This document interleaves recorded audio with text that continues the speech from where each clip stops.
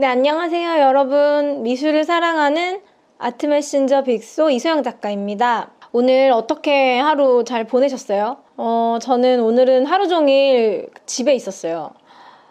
요즘에 새로 쓰고 있는 책이 있어서 옛날부터 한 2년 전부터 쓰고 있는데, 그래서 서재에 항상 이렇게 오랫동안 머무는 날들이 있어요, 쉬는 날에는. 근데 하필이면 또 오늘 이렇게 서재에서 책도 보고 좀 편하게 일도 하고 이러고 있는데 엄마한테 전화가 온 거예요. 충분히 받을 수 있는 시간인데 저 이상하게 엄마한테 전화만 오면 좀 갑자기 애기가 되더라고요, 제가.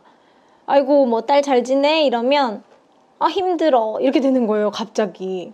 괜찮은데 왜 이렇게 애기가 될까요, 엄마한테 전화만 오면. 그러다 이제 투정으로 번지는 거죠. 엄마가 뭐 깍두기는 다 먹었냐, 뭐 파김치는 지금 많이 사갔을 텐데 빨리 먹어야 된다, 뭐 그런 각종 다양한 이야기를 하는데, 이제 제가 내가 알아서 먹는다고, 이렇게 된 거죠. 이 나이에 엄마한테 또 짜증을 낸 거예요. 그래서 이제 엄마가 아유, 넌 내가 무슨 전화만 하면 그러냐, 이렇게 된 거예요. 그리고 끊었어요. 근데 너무 미안한 거예요. 나는 왜 이러지 도대체? 왜 엄마한테 이렇게 덜 살가울까? 책에도 많이 썼는데 엄마한테 친절해야지.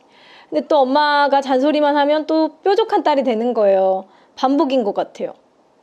엄마한테 전화 오면 투정 부리고 찡찡대고 짜증 팍 내고 반성하고 울고. 내가 왜 그랬을까? 우리 엄마 많이 늙었는데.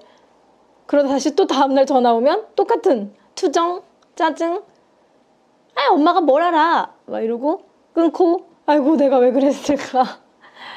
이런 반복인 것 같은데, 매일 다짐하니까 또 내일 전화를 한번 해야겠네요. 엄마가 건강하고 살아계실 때 잘해야 되는데, 그죠? 우리 엄마가 이걸 보면 또 똑같은 소리 한다 이러겠다, 그죠? 오늘 그래서 어떤 그림을 소개할까 고민을 많이 했는데 생각나는 작가가 딱 있더라고요. 바로 엄마에 대한 작품인데, 전 항상 이 작가 작품 보면 좀 울먹거리게 되는 것 같아요. 실제로 제가 이 작품 여러 번 봤는데 그때도 감동이었고, 그래서 오늘 한번 소개를 드릴까 해서 준비를 해봤습니다. 크리스 오필리라는 영국의 화가입니다. 나이지리아 혈통의 영국 화가로 1997년 찰스 사치의 기획으로 로열 아카데미에서 열린 센세이션 전시를 통해 명성을 얻었습니다. 크리스 오필리도 데미안 허스트처럼 YBA, 영 브리티시 아티스트들의 대표 작가 중 한 명인데요. 1998년도에 헌어상을 수상한 작가이기도 해요. 근데 별명이 있는데 이 작가가 코끼리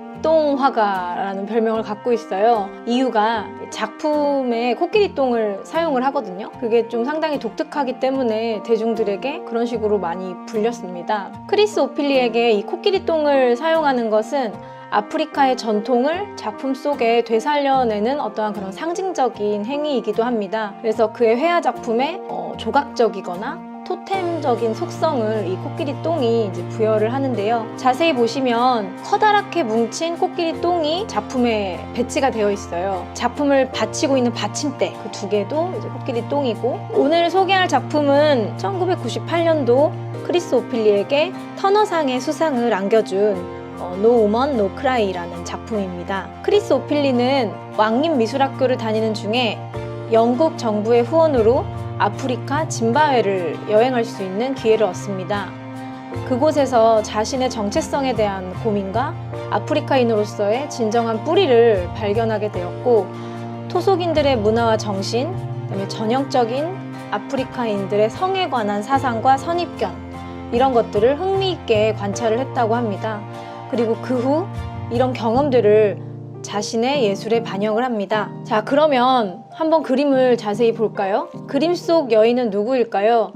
멀리서 보니 한 여인이 눈물을 흘리고 있는 것처럼 보이는데요. 실제로 이 크리스 오필리의 작품 속 여인은 영국인 도린 로런스로 자메이카 출신의 실존 여성입니다. 1993년 4월 런던의 남동부의 한 버스 정류장에서 한 살인사건이 발생합니다. 그녀는 이 사건으로 아들을 잃게 됩니다. 그의 아들 스티브는 18살이었고 그날 밤 낯선 사람들에게 단지 흑인이라는 이유로 살해를 당합니다. 사건 후에 백인 용의자 5명이 조사를 받았으나 증거가 불충분해서 풀려납니다.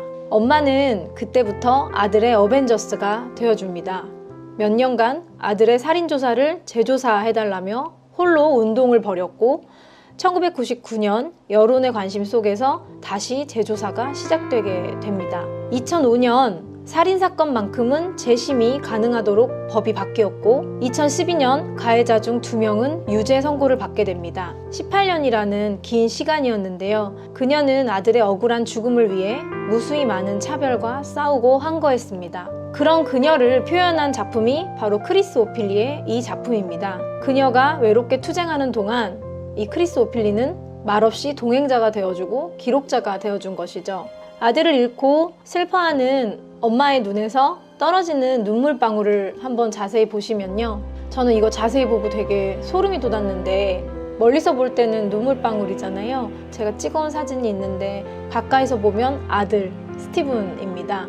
엄마의 눈물에 아들이 보석처럼 이렇게 박혀 있어요. 도린 로런스와 그의 아들만을 표현한 작품 같지만 어떻게 생각해보면 크리스 오필리가 이 작품을 통해 호소하고 싶었던 것은 더 큰 목소리일지 모릅니다. 여전히 세상 어디에선가 부당함을 호소하고 있는 약한 존재들을 위한 크리스 오필리의 위로와 응원이었던 것 같아요. 이미 세상을 떠난 아들이 오히려 엄마에게 엄마 울지 마세요 라고 말하는 것처럼 저는 들리기도 하네요.